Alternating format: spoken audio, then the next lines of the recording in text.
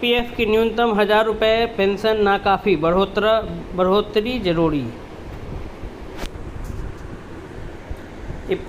अब संसदीय समिति ने भी कर्मचारी भविष्य निधि ईपीएफ से जुड़ी न्यूनतम 1,000 रुपये की मासिक पेंशन को बेहद अपर्याप्त बताते हुए इसमें बढ़ोतरी की जरूरत बताई है। ईपीएफ की न्यूनतम पेंशन में तत्काल इजाफे की सिफारिश करते हुए समिति ने साफ कहा कि वर्तमान दौर की ज़रूरतों के मद्देनज़र इसे अधिक वास्तविक ही नहीं बल्कि सम्मानजनक स्तर तक बढ़ाया जाना चाहिए। समिति के अनुसार बढ़ती महंगाई के बावजूद बहुत लंबे समय से 1,000 रुपये की न्यूनतम मासिक पेंशन जस की तस बनी हुई है। जांच में पाया गया कि न्यूनतम पेंशन में वृद्धि के लिए पेंशन भोगियों से बहुत से आवेदन मिले हैं। खासकर बुजुर्गों और आर्थिक रूप से कमजोर लाभार्थियों की वित्तीय कठिनाइयों को देखते हुए इसमें बढ़ोतरी की ज़रूरत है। समिति के अनुसार केंद्र सरकार पहले से इस योजना को वित्तीय सहायता दे रही है, जिसमें ईपीएफ के मौजूदा सदस्यों के लिए 1.16% का योगदान और 1,000 मासिक न्यूनतम पेंशन सुनिश्चित करने के लिए दिया जाने वाला बजटीय आवंटन शामिल है।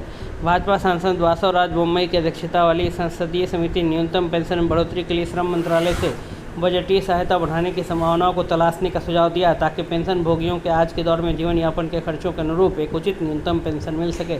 नए लेबर कोड की सराहना करते हुए समिति ने केंद्र और राज्यों के प्रतिनिधियों को शामिल कर अस्थायी समन्वय और संवाद बोर्ड के गठन की सिफारिश की है। राष्ट्रीय न्यूनतम मजदूरी स्तर NFLMW रिपोर्ट में जीवन यापन की बढ़ती लागत और मुद्रास्फीति को ध्यान में रखते हुए राष्ट्रीय न्यूनतम मजदूरी स्तर में ऊपर की ओर संशोधन की भी सिफारिश की है। वहीं बाल श्रम उन्मूलन के लिए भी एक महत्वपूर्ण कदम के रूप में समिति ने सर्व शिक्षा अभियान के साथ राष्ट्रीय बाल श्रम परियोजना के विलय पर पुनर्विचार की सिफारिश की है।